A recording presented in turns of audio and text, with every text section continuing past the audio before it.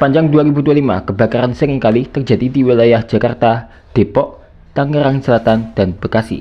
Sejumlah peristiwa kebakaran tersebut tidak hanya menghanguskan ratusan bangunan dan menyebabkan kerugian material mencapai miliaran rupiah, tetapi juga memakan korban jiwa. Berikut rangkuman sejumlah peristiwa kebakaran yang memakan korban jiwa di Jakarta, Depok, Tangerang Selatan, dan Bekasi sepanjang tahun 2025. Sumber artikel kompas.com.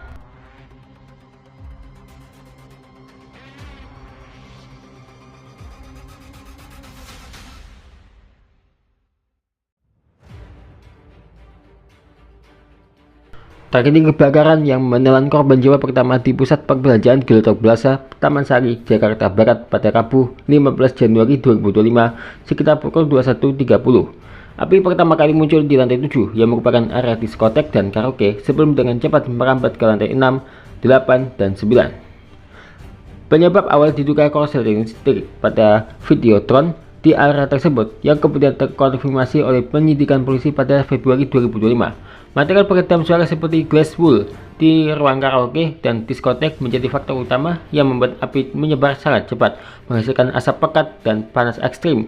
Pada insiden itu, RS Polri Kramat Jati menerima 14 laporan orang hilang dari keluarga korban kebakaran. Di sisi lain, pihak kepolisian menerima 16 kantong jenazah dari tempat kejadian perkara.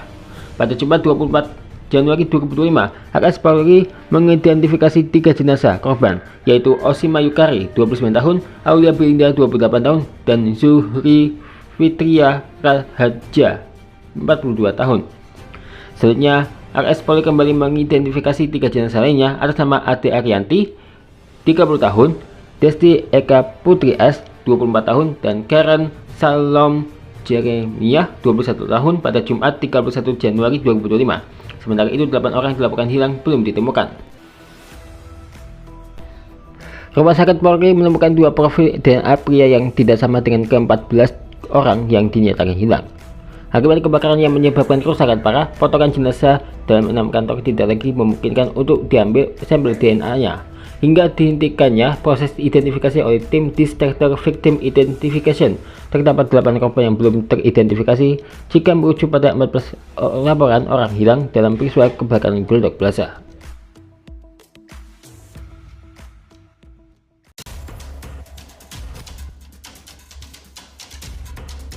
Kebakaran ruko tempat makan di BC Kota Depok pada Rabu 30 Juli 2025 malam menyebabkan 1 orang tewas. Korban berinisial E, 23 tahun, meninggal dunia karena menghirup asap kebakaran terlalu lama hingga mengalami gangguan pernafasan. Insiden kebakaran tersebut diduga akibat adanya kebocoran tabung gas. Kobaran api yang diperkirakan mulai terlihat sekitar pukul 20.48 WIB. Peristiwa ini diawali ketika seorang saksi berinisial AA yang saat itu berada di sekitar meja kasir mendengar teriakan rekannya yang melihat api menyala dari kompor. AA diminta segera keluar untuk menyelamatkan diri, namun Yesus berusaha memadamkan api yang saat itu telah membakar tabung LPG 12 kg. Saksi itu bilang, "Kemudian saya disuruh keluar karena api sudah keburu menyambar dan membakar kabel atap dan semua ruangan dapur." 2 pegawai berinisial A, 19 tahun, dan E, 23, mengalami sesak nafas dan langsung dievakuasi ke rumah sakit GPI Kukusan. Tetapi korban berinisial E dinyatakan meninggal dunia.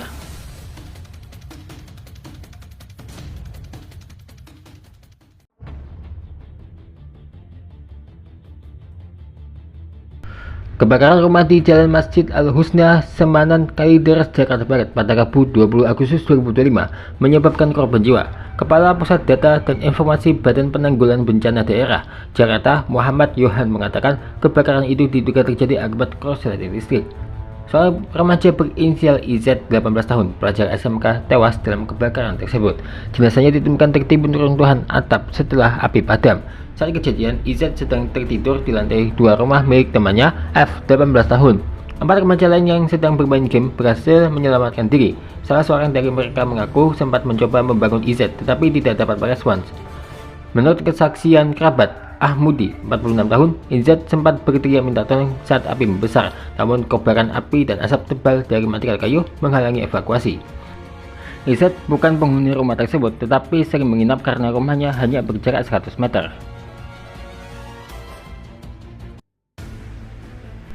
Rentang 15 hari kemudian, tepatnya pada Kamis 4 September 2005, terjadi kebakaran sebuah rumah di Citra Garden 8, Pegadungan Kalideres, Jakarta Barat, yang menelan korban jiwa. Ditemukan 2 korban tewas di lantai 2 rumah. Korban pertama di kamar mandi atas nama Abun 50 tahun dan korban kedua di kamar tidur atas nama Arianto 20 tahun. Kapolsek Kalideres Polres Metro Jakarta Barat Kompol Arnold Julius Simanjuntak mengatakan kebakaran terjadi akibat korsleting listrik di lantai 1 rumah korban.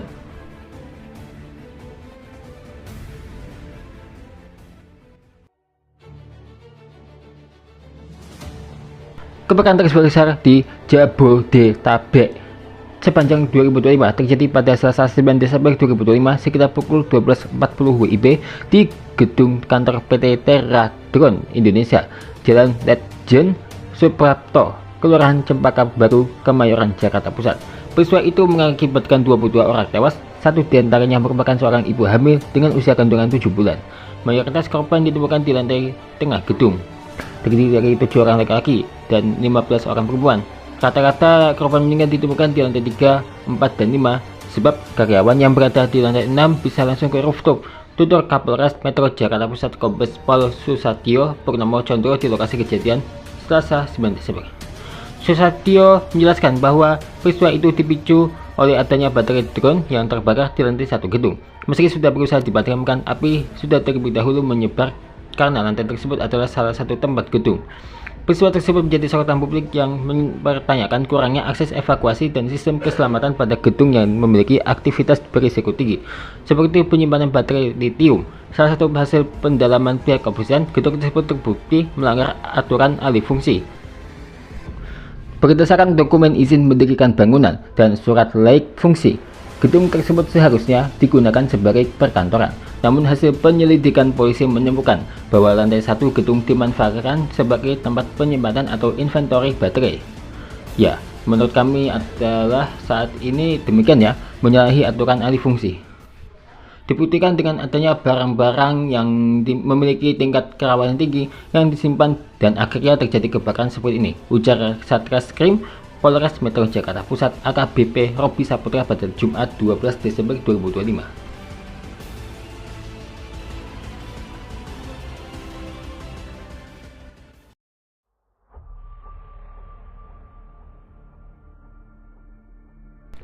Peristiwa kebakaran lainnya yang menimbulkan korban jiwa di tahun 2025 terjadi di Penjaringan, Jakarta Utara. Tercatat terdapat 2 peristiwa kebakaran berbeda di Penjaringan yang menimbulkan korban jiwa. Peristiwa pertama terjadi pada Minggu 20 Juli 2025 yang menghanguskan 6 kios dan menyebabkan 1 orang tewas. Peristiwa itu terjadi di Jalan Muara Baru Raya, Blok J, RT 16, RT 17, Penjaringan, Jakarta Utara.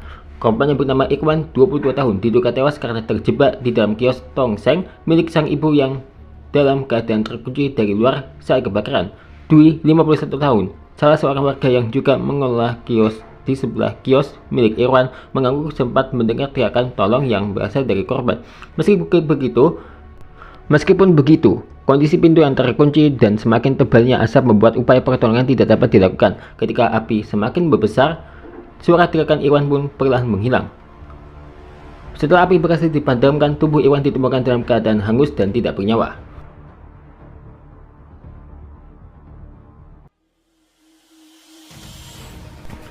Peristiwa berikutnya terjadi saat kebakaran melanda 4 rumah di Jalan Lindung, Blok R3 RT 01 RW 12, Pejagalan, Penjaringan, Jakarta Utara pada Kamis 18 Desember 2025 malam. 5 orang yang merupakan penghuni rumah yang terbakar ditemukan tewas oleh tim identifikasi polisi pada Jumat 19 Desember 2025 pagi. Kelima jenazah korban ditemukan di dalam salah satu kamar yang berada di lantai 2 rumah dengan kondisi berdekatan dan seperti saling berpelukan. Kelimanya dalam kondisi agak berdekatan dan ada seperti saling berpelukan satu dengan yang lain, ujar Kapolsek Metro Penjaringan AKBP Agus Adi Wijaya di lokasi Jumat. Berdasarkan penjelasan Agus, petugas dan warga sempat mendengar teriakan minta tolong dari dalam rumah saat kebakaran terjadi. Mendengar teriakan tersebut, petugas bersama warga sempat berupaya masuk ke dalam rumah dengan mencongkel teralis menggunakan linggis. Namun usaha itu terpaksa dihentikan demi keselamatan. Menurut Agus, besarnya kobaran api dan tebalnya asap membuat kondisi di dalam rumah sangat berbahaya untuk dimasuki. Peristiwa kebakaran itu diduga berawal dari percikan api yang muncul saat pemilik rumah mengecas mobil listrik. Percikan api itu kemudian mengenai minyak thinner dan cat untuk pembuatan aksesori vas bunga sehingga api membesar. Proses pemadaman sempat sulit dilakukan karena banyaknya bahan B3, biji plastik, minyak thinner, cat, serta akses masuk yang sempit dan bersekat.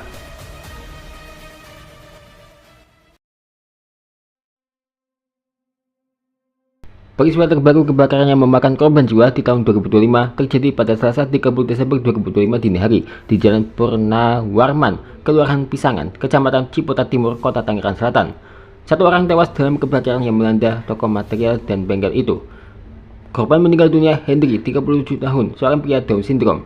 Kapolsek Ciputat Timur Kompol Bambang Askar Sodik mengatakan kebakaran pertama kali diketahui sekitar pukul 00.00 WIB oleh saksi bernama Khoi Wandi. Ahmad Syarifuddin, pria 25 tahun yang menderita luka bakar, menyebut Hendri sempat menyelamatkan diri dengan masuk ke satu-satunya kamar berupa bangunan permanen dan tidak mudah terbakar.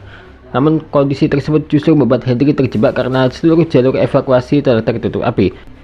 Hal ini diduga membuat korban kehabisan oksigen karena terkepung kobaran api. Setelah dievakuasi, korban dibawa ke RS Polri untuk dilakukan visum et repertum. Polisi menyebut cepatnya penyebaran api diduga karena lokasi merupakan tempat usaha material dan bengkel yang menyimpan banyak bahan mudah terbakar. Saat ini polisi masih menyelidiki penyebab pasti kebakaran.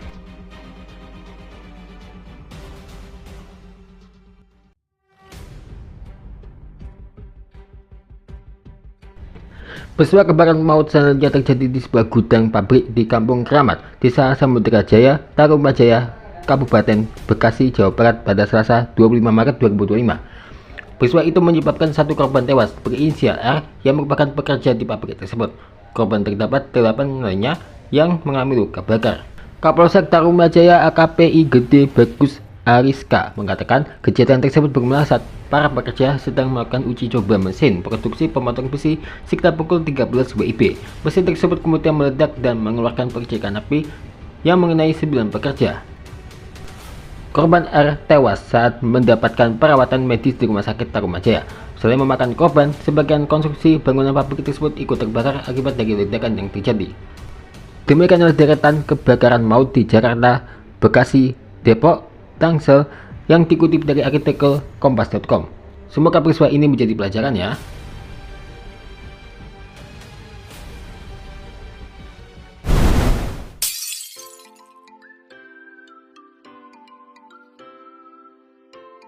Guys, mau tahu nggak asal muasal video?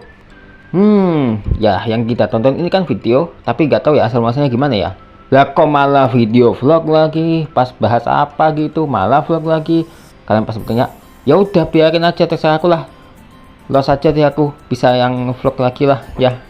Yang dibahas kayak gini nggak apa-apa lah, biarin nggak ngaruh lah. Yang pasti informasi gitulah, yang penting video gitulah. Soal itu nggak usah dibahas, oke? Jadi bagaimana nih sejarah videografi dari rekapan? Dikutip dari artikel Mangrove Kreatif, videografi sebagai seni dan teknik perekaman gambar bergerak telah mengalami evolusi yang menakjubkan sejak awal penemuannya loh. Ya, sejarah videografi dimulai pada akhir abad ke-19 dengan penemuan film dan teknologi perekaman yang memungkinkan gambar bergerak ditangkap dan diputar kembali. Salah satu pionir awal dalam bidang ini adalah Thomas Edison yang pada tahun 1891 memperkenalkan kinetoskop, sebuah alat yang mungkin orang untuk menonton film pendek secara individu. Kinetoskop adalah langkah awal menuju perekaman dan pemutaran gambar bergerak. Pada awal abad ke-20, pengembangan teknologi film berlanjut dengan penemuan kamera film 16mm oleh Eastman Kodak pada tahun 1923. Kamera ini menawarkan ukuran film yang lebih kecil dan lebih terjangkau dibandingkan dengan format 35mm yang sebelumnya dominan. Format 16mm memudahkan para pembuat film amatir dan profesional untuk membuat dan mendistribusikan film dengan biaya yang lebih rendah dan menjadi sangat populer dalam produksi film dokumenter dan pendidikan. Perkembangan videografi semakin pesat dengan penemuan televisi dan teknologi perekaman video pada tahun 1950-an. Pada tahun 1956, Ampex memperkenalkan VTR atau video tape recorder pertama yang memungkinkan perekaman gambar bergerak ke dalam format tape magnetik. Teknologi ini merevolusi cara film dan program televisi diproduksi, disimpan, dan disiarkan. VTR mempermudah proses editing dan pemutaran video serta menjadi standar dalam industri penyiaran. Pada tahun 1960-an, teknologi video semakin maju dengan diperkenalkannya format Betamax dan VHS atau Video Home System. Format VHS yang diperkenalkan oleh GVC pada tahun 1976 menjadi sangat populer di kalangan konsumen karena kemudahan penggunaannya dan durasi rekaman yang lebih panjang dibandingkan dengan Betamax. VHS memungkinkan orang untuk merekam program televisi di rumah dan menonton video pribadi yang memperluas aksesibilitas videografi ke audiens yang lebih luas. Perubahan signifikan dalam videografi terjadi pada tahun 1980-an dengan kemunculan kamera video portable. Kamera ini yang dirancang untuk digunakan di luar studio, memungkinkan jurnalis dan pembuat film untuk merekam video dengan lebih fleksibel dan di lokasi yang berbeda. Kamera video portable mempermudah produksi berita dan dokumenter, serta memperluas penggunaan videografi dalam produksi video rumah dan media sosial. Era digital mulai mengambil alih pada akhir 1990-an dan awal 2000-an dengan diperkenalkannya kamera video digital. Kamera digital yang menggunakan sensor elektronik untuk menangkap gambar bergerak menawarkan kualitas gambar yang lebih tinggi dan kemudahan dalam penyimpanan dan pengeditan. Teknologi ini memungkinkan videografer untuk mengedit dan memproses video secara langsung di komputer yang mengubah cara video diproduksi dan didistribusikan. Kemajuan dalam teknologi digital terus berlanjut dengan pengenalan kamera HD atau High Definition dan 4K yang menawarkan resolusi gambar yang lebih tinggi dan kualitas video yang lebih baik. Kamera HD dan 4K memungkinkan pembuat film dan videografer untuk menghasilkan konten yang dengan detail yang sangat tajam dan menjadi standar dalam produksi video profesional dan media hiburan. Seiring dengan perkembangan teknologi, video juga semakin terintegrasi dengan internet dan platform berbagai media sosial, layanan seperti YouTube dan Vimeo. Ya, YouTube kayak aku dan ya semuanya lah pokoknya ya. Ya, memungkinkan pengguna untuk mengunggah, membagikan, dan menonton video secara online. Platform ini telah menciptakan peluang baru bagi pembuat video untuk mencapai audiens global dan menghasilkan konten yang dapat diakses oleh siapa saja di seluruh dunia. Ya, di masa kini videografi terus berkembang dengan integrasi kecerdasan buatan dan teknologi realitas virtual. Ya, kecerdasan buatan memungkinkan pengeditan video otomatis dan peningkatan kualitas gambar, sementara realitas virtual membuka kemungkinan baru dalam pembuatan pengalaman video imersif. Teknologi ini memperluas batas-batas kreativitas dan memberikan alat baru bagi videografer untuk mengeksplorasi dan menciptakan konten yang inovatif. Ya, jadi udah tahu ya bagaimana sejarahnya video. Ya, ini adalah sejarah videografi yang mungkin jarang diketahui orang. Tapi kalian mungkin udah tahu lah ya sebelumnya ya.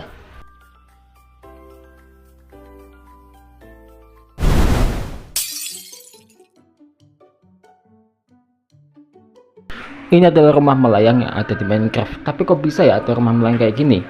Ya, ini kan dibuat tentunya. Ya, walaupun nggak masuk akal, tapi yang pasti ini sangat luar biasa, unik dan agak lain. Ini berada tepat di rumah pasir yang kita bikin kemarin. Ditunggu lagi tentang membuat rumah melayang yang ada Minecraft ya guys ya. Di mini Minecraft maksudku, bukan Minecraft. Jadi ya gimana menurutmu? Nggak masuk akal juga ya kalau ada rumah melayang kayak gini.